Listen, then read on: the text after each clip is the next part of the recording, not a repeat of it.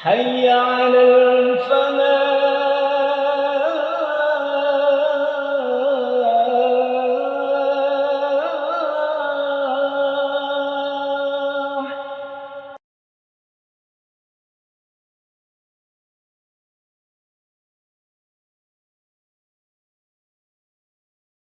Bismillahirrahmanirrahim. Assalamualaikum warahmatullahi wabarakatuh.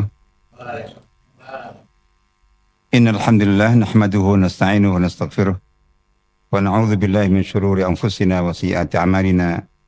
May yahdihillahu fala mudilla lahu wa may yudlil fala hadiya lahu. Wa asyhadu an la ilaha illallah wahdahu la syarika lahu wa asyhadu anna Muhammadan 'abduhu wa rasuluh. Sallallahu alaihi wa ala alihi wa sahbihi wa sallam tasliman katsiran. Amma ba'du, para jamaah yang semoga senantiasa dirahmati Allah Ta'ala. Alhamdulillah kita bersyukur kepada Allah atas berlimpah nikmat dan rahmat yang senantiasa kita terima. Salawat serta salam semoga senantiasa tercurahkan kepada baginda Rasulullah SAW. Semoga kita senantiasa diberikan taufik dan kekuatan untuk tetap bisa istiqamah mengikuti ajaran beliau. Amin ya rabbal alamin. Baik, insyaallah kita melanjutkan kajian kita masih tentang rukun iman kepada hari akhir. Dan ini masih justru kita masih di tahap-tahap awal karena pembahasan tentang rukun iman kepada hari akhir, kepada akhirat ini sangat panjang sekali sebetulnya tema-temanya. Dan kita masih di awal atau di bagian awal dari tema tentang keimanan kepada hari akhir. Dari kitab Al-Bayan fi Arkanil Iman, kita membaca Ad-Dars Ar-Rabi' wal Arba'un, pelajaran yang ke-44, itu tentang awal manazil akhirah. Jenjang pertama, tahapan pertama dari alam akhirat, kehidupan akhirat, yaitu al-maut wa alamul barzakh, kematian dan alam barzakh. Ini merupakan tahap pertama dari tahapan-tahapan kehidupan akhirat, atau tema tentang rukun iman kepada hari akhir. Tahap pertama yang akan insya Allah kita bahas, kematian dan alam barzakh.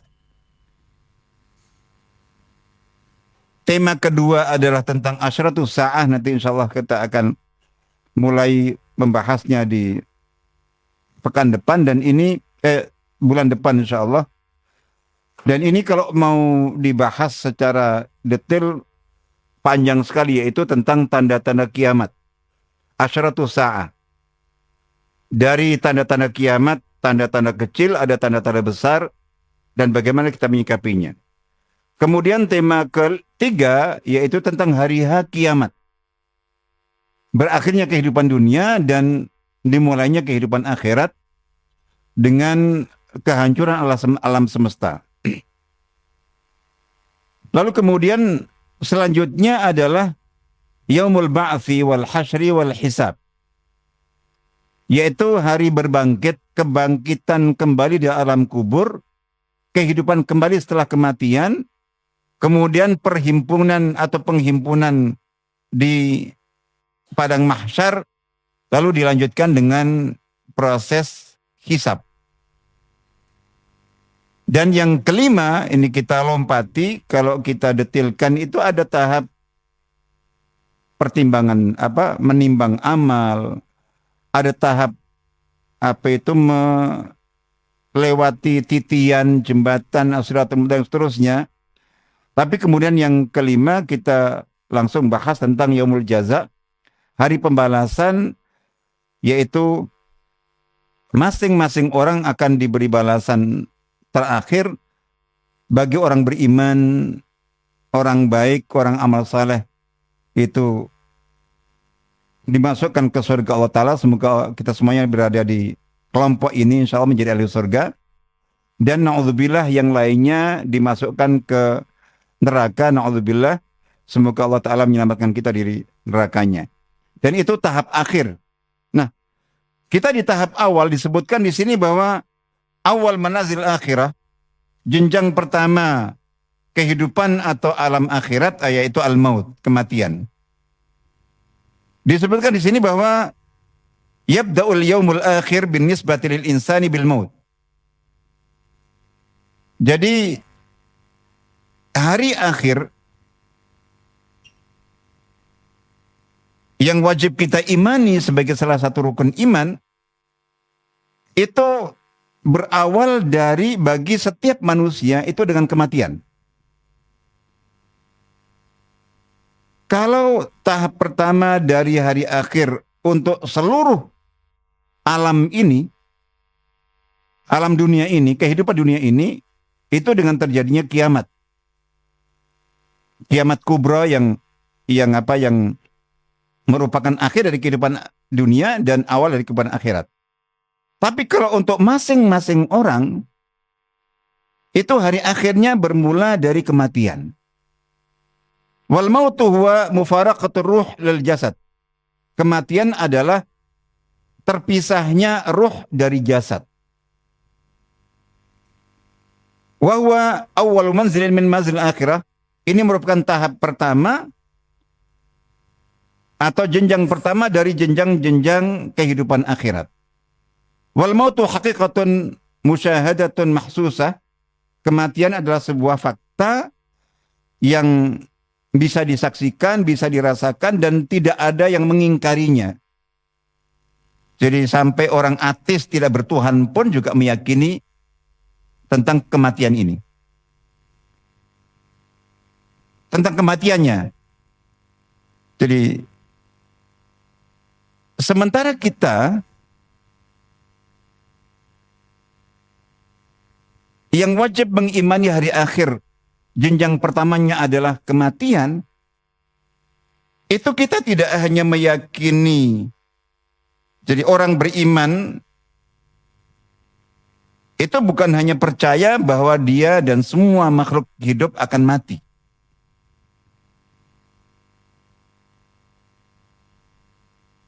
Tapi dalam konsep keimanan dan akidah umat Islam, meyakini kematian itu adalah sebagai tadi jenjang pertama kehidupan akhirat.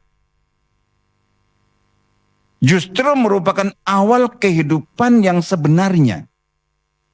Sementara mungkin orang lain meyakini kematian sebagai akhir. Akhir segalanya. Makanya sampai ada orang yang mengakhiri hidupnya dengan bunuh diri, itu dipikirnya selesai semua masalah. Justru dengan langkah yang dilakukan itu kesengsaraan dan kebinasaan yang hakiki itu baru bermula. Baik. Dikatakan wa kullu insanin yuqinu annahu sayamut. Setiap manusia yakin pasti akan mati. Wa hadzal insanu alladzi yataharraku wa ya'malu wa ya'kulu wa yashrabu wa yaktubu wa yaqra. Jadi manusia yang ya dalam kehidupannya ya bergerak, bekerja, makan, minum, menulis, membaca, beraktivitas. Ta'ti alaihi lahzah yang qalibu ila juthatin hamidatin la hiraka fiha. Jadi ada masa yang tidak seorang pun bisa menebaknya. Yang tidak seorang pun bisa mengetahui kapan persisnya. Manusia yang bisa beraktivitas, melakukan apa saja, itu akan datang masa di mana pada masa itu tiba-tiba dia berubah. Itu menjadi jadi jasad mati yang tidak bergerak. Dan itu kita saksikan, kita ketahui. Dikatakan di sini wal insanu yansa al mauta fayashqa wa yatgha. Manusia jika dia lupa kematian. Jadi lupa kematian itu bukan kok lupa bahwa dia akan mati. Lupa kematian itu artinya bahwa lalai, lupa, tidak sadar untuk menyiapkan diri menghadapi kematian, itu maksudnya. Kalau seseorang lupa kematian, tidak mempersiapkan diri untuk kematian, maka fayashqa wa yatgha. Dia akan sengsara dalam hidupnya dan akan melakukan tughyan. Tughyan itu segala hal yang melampaui batas. Lakinnahu idza dzakara al-mauta itta'adha wa'tabar. Sementara kalau seseorang itu ingat mati, maka dia akan ingat dalam arti sadar bahwa dia akan mati dan mempersiapkan diri untuk kematian, maka dia akan menjadikan itu sebagai peringatan dan mengambil ibrah. Jadi ada satu ungkapan yang dulu biasa diingat selalu oleh para ulama salafus saleh, bahkan sejak zaman sahabat. Diriwayatkan Sayyidina Umar radhiyallahu anhu itu menulis satu tulisan yang setiap saat beliau baca dan beliau mengingat. Kata-katanya yaitu sebagai pengingat diri. Kafa bil mauti wa'idhan ya Umar. Cukuplah kematian sebagai pengingat wahai Umar. Dan Nabi SAW itu dalam sabdanya menyatakan aktsiru min dzikri hadimil ladzat, yakni al-maut. Jadi perbanyaklah mengingat hal yang memusnahkan, menghancurkan semua kelezatan dan kenikmatan duniawi, yaitu kematian. Di dalam sebuah hadis diriwayatkan bahwa Sayyidina Utsman radhiyallahu anhu itu kalau ada yang mengingatkan tentang surga, tentang neraka, atau membaca ayat-ayat surga neraka, itu beliau tidak menangis. Padahal banyak sahabat, tabi'in, para ulama itu kalau membaca ayat-ayat surga, ayat neraka itu nangis. Tapi beliau tidak. Fa'idha dzukira al-qabru baka. Tapi ketika disebutkan tentang kuburan, makam, artinya kematian, tahu ada orang yang meninggal, terus kemudian mengikuti jenazah ke makam, ada pemakaman, intinya diingatkan atau disebut kuburan, kematian. Itu dikatakan belum menangis. Dan nangisnya itu tidak biasa. Bisa tidak berhenti. Lalu beliau ditanya, mengapa ketika disebut surga neraka, baca ayat surga neraka, beliau biasa saja, seolah-olah biasa, tidak menangis, tapi malah ketika disebut kematian, pemakaman, ada proses pemakaman dimakamkan, itu kok beliau menangis sebegitunya. Itu beliau menjawab, sami'tu Rasulullah sallallahu alaihi wasallam yaqul, karena aku mendengar Rasulullah SAW itu bersabda, innal qabra awwalu manzilin min manazil akhirah. Jadi alam kubur itu merupakan jenjang pertama dari jenjang-jenjang kehidupan akhirat. Tahapan pertama dari tahapan kehidupan akhirat. Fa inna jaminhu fama ba'dahu aysaru min. Kalau seseorang itu sudah selamat di alam kuburnya, di alam barzakhnya, maka yang sesudahnya, tahapan-tahapan berikutnya itu lebih ringan bagi dia. Aman berarti. Wa illam yanju minhu, tapi kalau seseorang sudah tidak selamat, mulai dari saat didatangi oleh malaikat mungkar nakir. Fitnah pertama diuji dengan pertanyaan-pertanyaan yang kalau kita sekarang mungkin jawabnya mudah. Man rabbuka, man madinuka wa man nabiyuk, siapa Tuhanmu, apa agamamu, siapa nabimu, itu kita hafal semuanya. Tapi untuk di alam kubur nanti itu taufik Allah, hidayah Allah. Dan itu untuk orang-orang yang dalam hidupnya itu istiqamah. dan hidup dengan, lalu kemudian mati dengan husnul khatimah.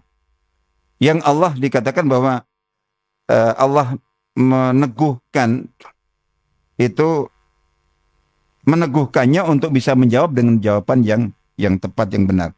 Disebutkan barang siapa yang tidak selamat di tahap kehidupan alam barzakh, alam kubur itu, dikatakan fama ba'dahu asyaddu minhu.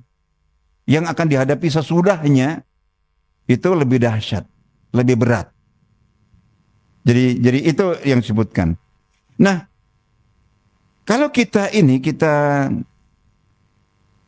membahas tentang tahapan atau jenjang pertama dari kehidupan akhirat, yaitu kematian dan alam barzakh, ada hadis yang sangat terkenal sekali.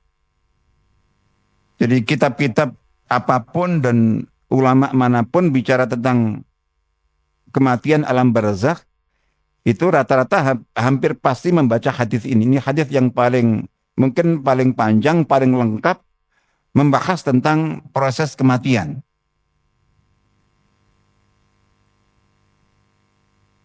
Ini hadis diriwayatkan oleh sahabat Al-Bara ibn Azib radhiyallahu anhu.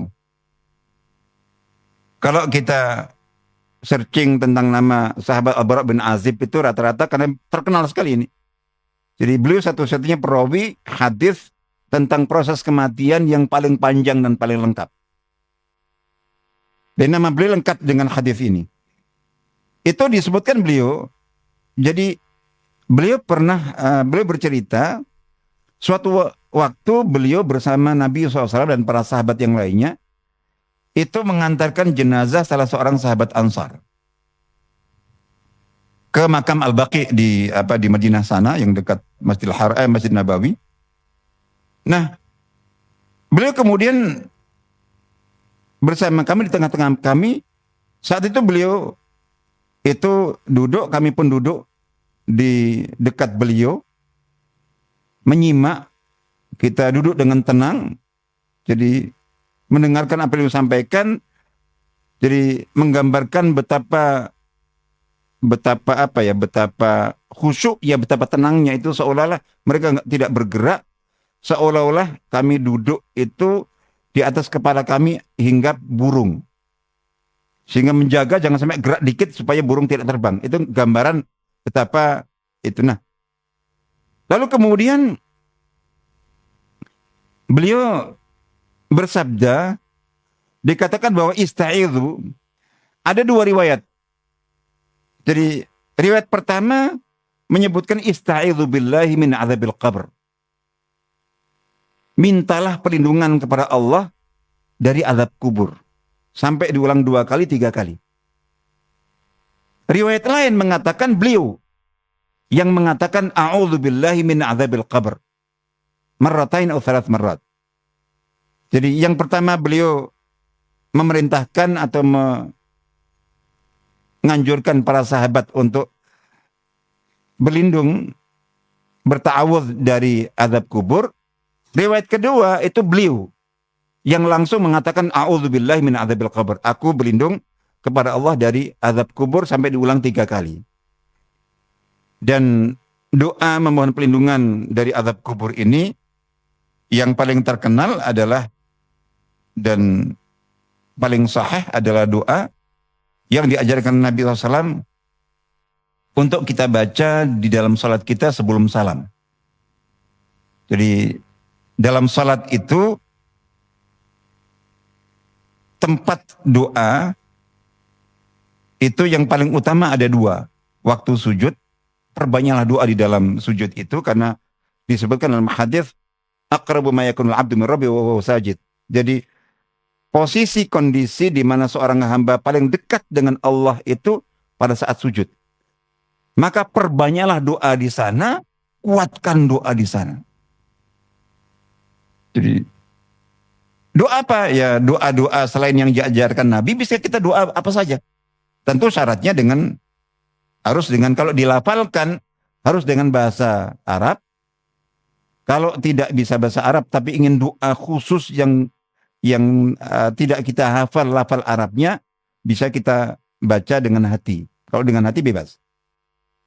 Yang kedua itu tempat doa dan tentu mustajab adalah sebelum salam. Jadi Nabi SAW memberikan memberikan beberapa contoh doa. Doa yang paling terkenal adalah doa memohon perlindungan dari 4 bahaya. Allahumma inni a'udzubika min adzabi jahannam wa min adzabil qabri wa min fitnatil mahya wal mamat wa min syarri fitnatil masih dajjal. Ya Allah, sungguhnya aku berlindung kepada Engkau dari azab jahannam, dari azab kubur, dari fitnah kehidupan dan kematian, dan dari fitnah dajjal. Jadi itu hadisnya sahih dan sangat terkenal sekali. Doa kedua itu adalah doa istighfar yang diajarkan Nabi SAW secara khusus kepada Sayyidina Abu Bakar. Itu beliau diajarkan untuk berdoa, memohon ampunan dan mengakui kezaliman diri. Itu lafalnya, Allahumma inni zalamtu nafsi zulman katsira wa la yaghfiru dzunuba illa anta faghfir li maghfiratan min indika warhamni innaka tawwabur rahim. Jadi, wahai Tuhanku, sungguh aku menganiaya diriku, menzalimi diriku dengan kezaliman yang banyak. Ini pengakuan dosa. Jadi, maka berikanlah kepadaku ampunan, sebuah ampunan dari Engkau, dari sisimu ya Allah. Warhamni, dan rahmatilah aku, karena Engkau adalah zat yang maha pengampun lagi maha penyayang. Nah, itu contoh doa.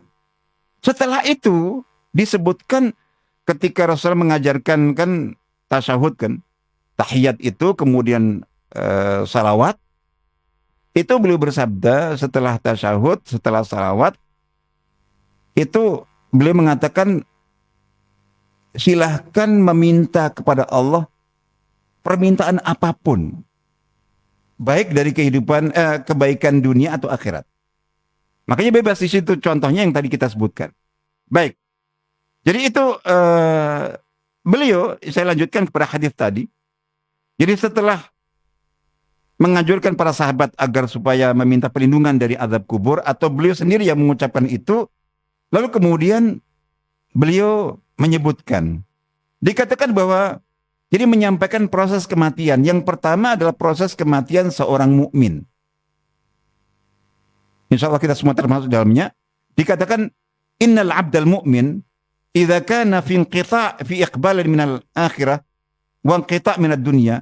Seorang mukmin jadi ketika berpisah dari kehidupan dunia ke kehidupan akhirat. Artinya sudah datang, tiba ajalnya sesuai dengan ketetapan takdir Allah Ta'ala. Itu dikatakan datang kepada dia itu sekelompok malaikat. Ketika sudah tiba ajalnya, itu malaikat turun kepada itu, dan malaikat itu berwajah indah, berseri-seri seperti matahari. Ini untuk seorang mukmin, malaikat itu. Terus kemudian mereka itu membawa kafan dari surga, membawa jadi minyak wangi dari surga. Lalu kemudian mereka duduk. Jadi agak jauh dari orang yang sudah mau tiba ajalnya. Tidak lama setelah itu datang malakul maut, malaikat kematian yang biasa dikenal dengan namanya Israel.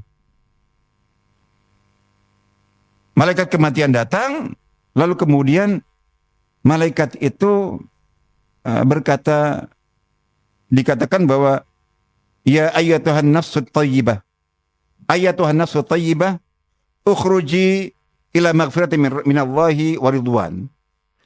Wahai jiwa yang baik, wahai jiwa yang suci. Jadi ini tadi disebutkan, ketika kematian itu proses awalnya sudah begini, itu lanjutannya sudah gampang. Makanya tadi disebutkan bahwa kalau tahapan awal ini itu sudah aman, selamat, itu surahnya sudah baik. Itu ditanya di sini. Jadi wahai jiwa yang kalau di dalam surah Al-Fajr itu kan ya ayyatuhan nafsul mutmainnah irji' ila rabbika radiyatan mardiyah. Ini ya ayyatuhan nafsut thayyibah. Wahai jiwa yang baik, jiwa yang suci. Itu ditujukan kepada ruhnya. Ukhruji itu ila maghfiratin minallahi wa ridwan. Keluarlah menuju ampunan dan keridhaan dari Allah Ta'ala. Jadi gitu. Makanya banyak orang yang ketika meninggal itu tersenyum. Itu salah satunya sangat mungkin ya karena mendapatkan panggilan yang seindah ini dari malaikat pencabut nyawa. Sudah diberi kabar gembira tentang ampunan dan ridha Allah Ta'ala.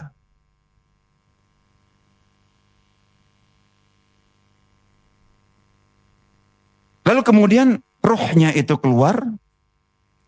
Itu keluarnya itu seperti ini. Seperti air yang ketika dituangkan mancar dari gelas atau dari wadahnya itu lembut gitu. Terus kemudian roh itu, jiwa itu diambil oleh malakul maut, malaikat kematian yang dikenal biasanya Israel. Tapi tidak lama. Jadi malaikat yang tadi sudah datang lebih dulu tadi itu, dan itu disebut malaikat rahmat. Kalau yang meninggal itu orang beriman, orang baik, orang saleh, yang menyertai malaikat maut itu malaikat rahmat. Jadi tugas malaikat pencabut nyawa hanya nyabut. Memisahkan roh dari jasadnya. Tadi, manggil tadi kemudian nyabut. Begitu roh itu sudah di tangannya, itu malaikat-malaikat yang lain yang nunggu itu sudah nggak membiarkan. Sekejap langsung kemudian diambil roh tadi itu.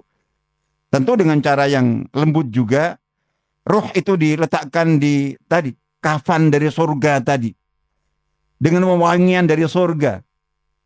Terus langsung dibawa, kita percepat saja, yang jelas dibawa naik ke atas langit. Melewati malaikat-malaikat, setiap rombongan malaikat itu, jadi setiap malaikat rahmat membawa roh itu malaikat-malaikat itu yang dilewati itu mendapatkan aroma wanginya. Dan bertanya, roh siapa yang sewangi ini? Kemudian malaikat rahmat yang membawanya itu menjawab, ini rohnya si fulan bin fulan bin fulan.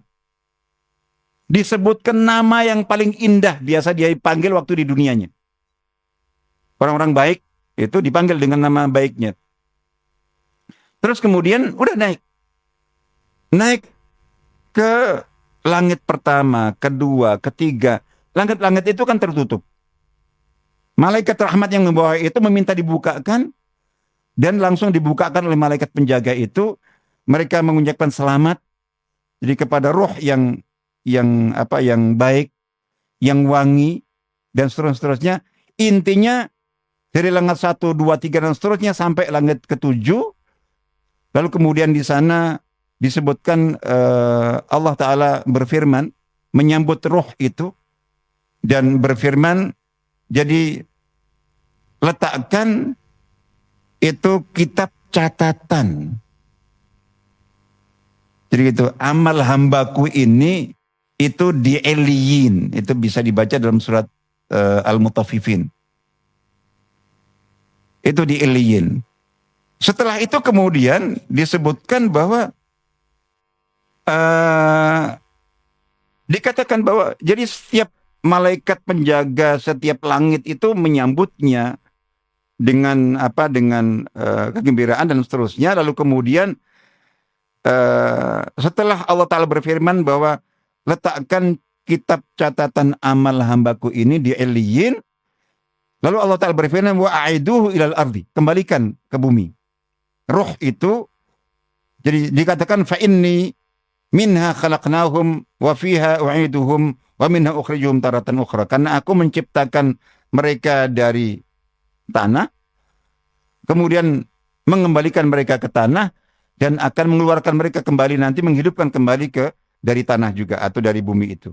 Lalu kemudian roh itu dikembalikan ke jasadnya, jadi gitu. Nah, di sini disebutkan kemudian fayatihi malakan, kemudian datang dua malaikat mungkar nakir mendudukkannya. Jadi ini semuanya ketika kita baca, itu jangan kita bayangkan prosesnya seperti dalam kehidupan dunia. Ini semuanya di alam barzakh, ini semua gaib. Ketika dikembalikan ke rohnya, kemudian di situ didudukkan. Jangan kita pikirkan gimana didudukkan. Tadi kita baru saja memakamkannya itu di tiang lahatnya tuh pas sekali gimana duduk. Udah, jangan pikirkan itu. Ini proses gaib semuanya. Ini roh. Jadi gitu. Meskipun dikatakan dikembalikan ke jasadnya, tapi ini proses-proses gaib. Jadi kita insya Allah itu. Nah di sini kemudian singkatnya adalah dua malaikat tadi itu menanyai dengan tiga pertanyaan utama tentang siapa Tuhanmu, siapa apa agamamu, dijawab Islam, Tuhanmu Allah Ta'ala, dan apa yang kau ketahui tentang Nabi ini, jadi dia adalah Rasulullah Ta'ala. Terus apa yang kau ketahui? Jadi apa ilmu yang telah engkau pelajari selama hidup di dunia? Dikatakan bahwa aku membaca Al-Quran, kitab Allah, jadi gitu. Aku membenarkannya. Terus kemudian ada suara dari langit yang menyatakan bahwa hambaku itu jujur, apa yang dikatanya benar. Dikatakan fa'afrishuhu minal jannah. Jadi hamparkan untuk dia hamparan permadani dari surga. Waftahu lahu baban ilal jannah. Dari kuburnya itu, ini alam barzakh semuanya. Itu bukakan untuknya pintu ke arah surga. Di riwayat lain disebutkan bahwa dia ditunjukkan. Di riwayat hadis lain, bahwa pada saat itu ditunjukkan kepada dia tempatnya di surga nanti. Ini loh, yang nanti akan kamu tempati di surga. Nah ini di sini disebutkan bahwa dibukakan pintu itu ke arah surga. Dia melihat ke arah surga itu. Dikatakan bahwa fayatihi min rawhiha wa thibiha wa yufsahu lahu fi qabrihi madda basari. Dikatakan bahwa maka datang kepada dia, sampai kepada dia itu aroma wanginya surga itu. Semerbaknya surga itu datang kepada dia. Jadi gitu. Lalu kemudian dilapangkan, diluaskan kuburnya seluas-luasnya. Itu luasnya sampai sejauh pandangan mata. Lalu kemudian wayatihi rajulun hasanul wajhi, hasanul thiyabi, thayyibur rih. Tiba-tiba datang kepada dia. Itu seorang laki-laki, itu wajahnya indah, tampan, pakaiannya itu indah, dan aromanya wangi sekali. Fayaqulu, kemudian lelaki yang datang itu mengatakan absyir billadzi yasurruk. Bergembiralah, selamat. Jadi bergembiralah dengan apa yang akan menyenangkan kamu, membahagiakan kamu yang menantimu. Terus kemudian si mayit ini tadi dikatakan hadza yaumukal ladzi kunta tu'ad. Inilah hari yang dulu dijanjikan kepada waktu di dunia. Dikatakan bahwa kemudian orang itu bertanya, man anta? Siapa engkau? Fawajhuka al-wajhul ladzi yaji'u bil khair. Itu tampaknya wajahmu wajah yang membawa kebaikan. Siapa engkau? Dikatakan ana amaluka saleh. Akulah amalmu yang soleh dulu. Makanya di dalam riwayat hadis kan ketika seseorang dimakamkan, meninggal kemudian dimakamkan, itu yang mengikuti kan 3. Jadi yang mengikuti keluarganya, hartanya, amalnya. Terus kemudian yarju asnan, 2 akan kembali. Maksudnya tetap di dunia ini, yaitu keluarganya kembali setelah mengantar ke pemakaman, dan hartanya ya tetap ada di dunia, menjadi hak ahli waris. Wa yabqa amaluhu, yang sisa menemani dia adalah amalnya. Nah, amal inilah yang digambarkan di hadis ini, itu menjelma menjadi sosok seorang laki-laki. Kalau amalnya soleh, itu seorang laki-laki yang wajahnya indah sekali, tampan sekali, pakaiannya indah sekali, dan juga aromanya wangi sekali, dan membawa berita yang gembira yang sangat indah sekali. Nah, itu dikatakan ketika dia mendapati itu, melihat surga, dibukakan pintu ke surga, terus mendapatkan aroma wangi surga, dilapangkan itu rasanya nggak sabar. Jadi, ya Rabbi aqimis sa'a, ya Allah segera buat kiamat segera terjadi, supaya saya segera masuk surga sana. Rasanya udah nggak sabar. Nah, itu gambaran orang-orang beriman. Kita berdoa, kita bermohon kepada Allah Ta'ala, mudah-mudahan Allah Ta'ala mengawinkan kita husnul khatimah. Dan yang digambarkan di dalam hadis ini, itu insya Allah yang akan kita alami. Amin ya rabbal alamin. Nah, selanjutnya beliau mengatakan, sementara dikatakan bahwa ketika sebaliknya, wa innal abdal kafir idza kana fi inqita' min ad-dunya, seterusnya. Sebaliknya ketika yang meninggal adalah orang kafir, lebih saya persingkat, ketika yang meninggal adalah orang kafir, orang jahat, dan meninggal dengan su'ul khatimah, na'udzubillah min, maka turun malaikat, dikatakan sudul wujuh. Kalau tadi kan wajahnya berseri-seri kayak matahari. Yang ini itu mataharinya itu pekat, hitam, gelap, menakutkan. Terus kemudian duduk menunggu. Datang malaikat maut. Kalau tadi kepada roh dan jiwa yang baik, beriman dan saleh, memanggil, wahai jiwa yang baik, keluarlah menuju ridha Allah dan maghfirah Allah Ta'ala. Ini dikatakan, ya ayyuhatar nasul al-khabithah, kebalikannya, wahai jiwa yang busuk, wahai jiwa yang buruk. Udah tanda keburukan. Nah, cuman kita tidak tahu. Terus kemudian dikatakan bahwa, oh ya, tadi turun itu ini, dikatakan ukhruji ila sakhati minallahi wa ghadab. Keluarlah. Jadi dari awal sudah keluarlah menuju murka dan kemarahan dari Allah Ta'ala. Kalau tadi ampunan dan keridhaan Allah Ta'ala, ini murka Allah Ta'ala. Lalu kemudian malaikat itu mencabut nyawanya. Disebutkan bahwa ketika kepada rohnya dikatakan itu, kalau roh orang beriman itu tadi berseri gembira, dan mungkin langsung ada tanda bahwa ketika meninggal husnul khatimah itu senyum. Yang ini itu langsung takut. Rohnya itu maunya lari. Dikatakan menyebar ke seluruh tubuh. Jadi gitu, maunya menghindar. Lalu kemudian malakul maut yang sudah tugasnya itu mengambilnya dan mencerabutnya dengan kasar sekali. Digambarkan seperti besi yang ada gerigi-geriginya kayak ini, itu dicabut dari kain wol gitu. Jadi dengan kasar sekali. Nah, begitu di tangan malakul maut, malaikat-malaikat yang berwajah hitam pekat tadi itu juga enggak membiarkannya lama. Langsung direbut dengan cara yang lebih kasar lagi. Dicoba dibawa naik ke atas.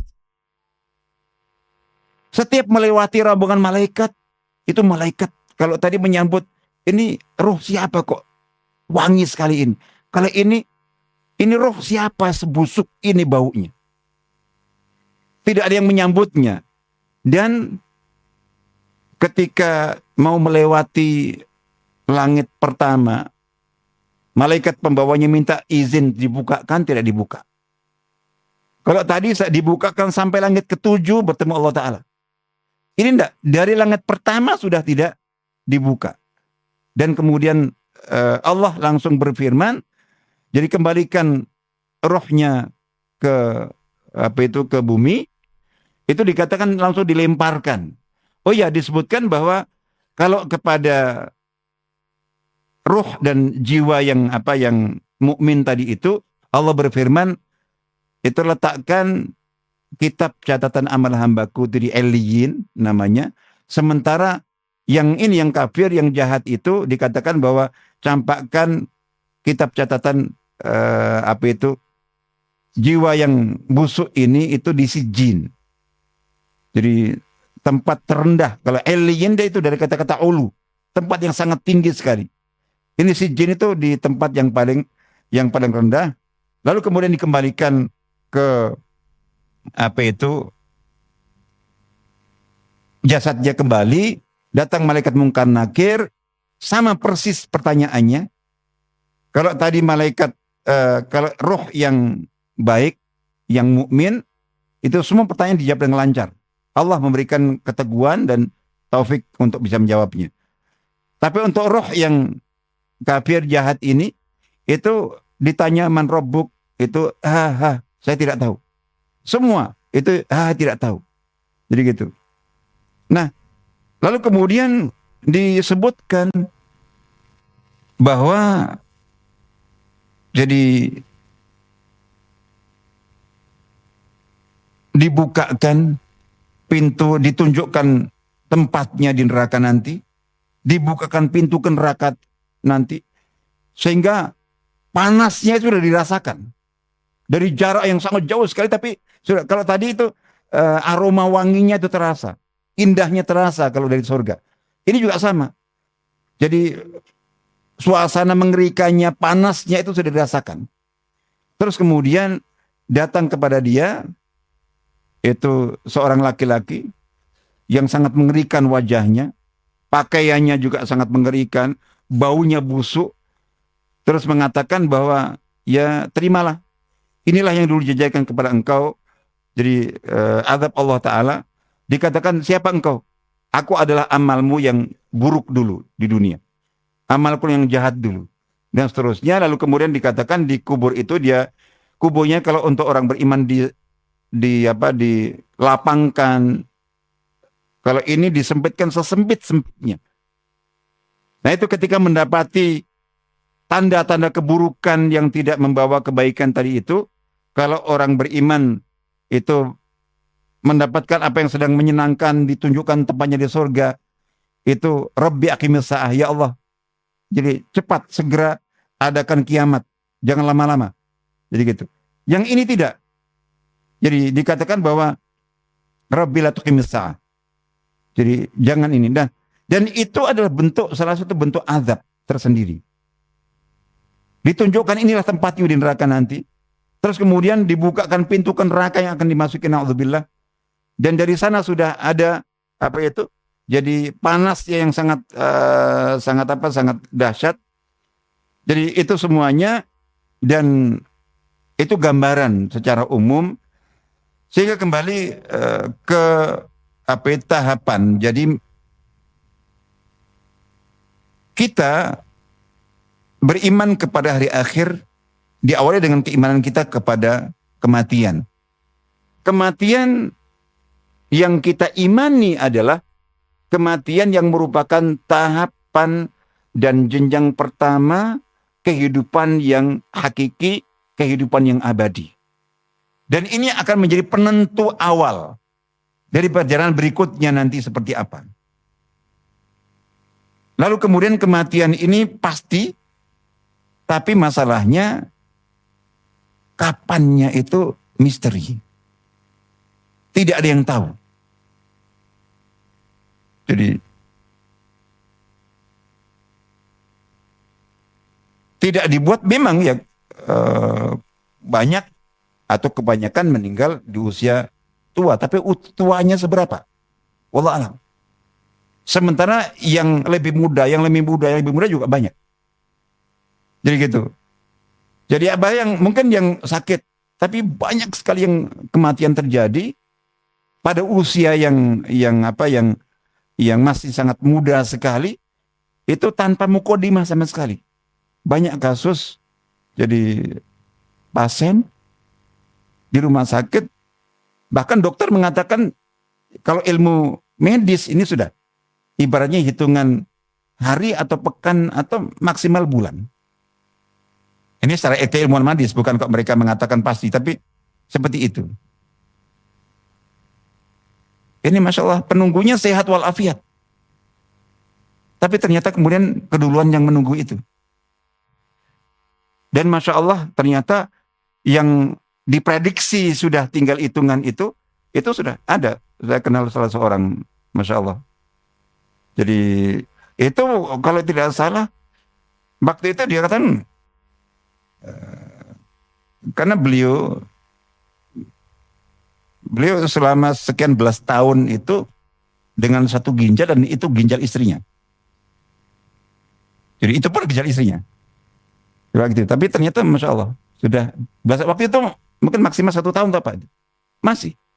Ada mungkin yang barangkali dulu pernah jenguk beliau itu sudah mendahului. Dan banyak yang seperti itu. Nah, dari sini kemudian yang harus kita lakukan ketika kita beriman kepada kematian, itu yang kita imani adalah kematian sebagai jenjang pertama. Jenjang kehidupan hakiki yang abadi. Dan itu penentu awal bagaimana kehidupan kita nanti di akhirat. Kita harus senantiasa ingat mati. Ingat mati bukan tahu bahwa kita akan mati. Semua kita tahu, bahkan orang ateis pun juga tahu itu. Tapi ketika kita yang diperintahkan agama, kita ingat mati, itu artinya kita senantiasa berusaha mempersiapkan diri untuk mati. Atau ingat mati itu adalah bagaimana kita itu senantiasa dalam kondisi siap mati suatu saat. Jadi terus terang saja gitu. Jadi bahwa untuk bagian ini saya juga mungkin barangkali masih bisa ngomong. Jadi karena kita tahu bahwa mati sewaktu-waktu. Bisa hari ini, bisa besok, bisa lusa, bisa kapan pun. Ya itu. Karena kita tidak tahu, wallahu alam. Rahasia bagi siapa pun tidak tahu. Jadi gitu. Nah artinya ingat mati itu artinya kita senantiasa bersiap. Jadi kalau betul-betul itu pertanyaannya misalnya saya. Jadi kalau betul saya beriman kepada kematian yang suatu akan terjadi, apakah saya sekarang itu siap seandainya Allah Ta'ala menjemput? Itu ya Allah, ini kayak perlu banyak istighfar. Insya Allah itu mudah-mudahan bermanfaat sebagai pengingat, dan semoga Allah Ta'ala senantiasa memberikan dan melanggengkan hidayah untuk kita semuanya, dan mengkaruniakan kita husnul khatimah pada saat Allah Ta'ala mentakdirkan ajal itu tiba, insya Allah, amin ya rabbal alamin, dan kita termasuk di antara hamba-hambanya yang Allah ridhai, amin ya rabbal alamin. Assalamualaikum warahmatullahi wabarakatuh.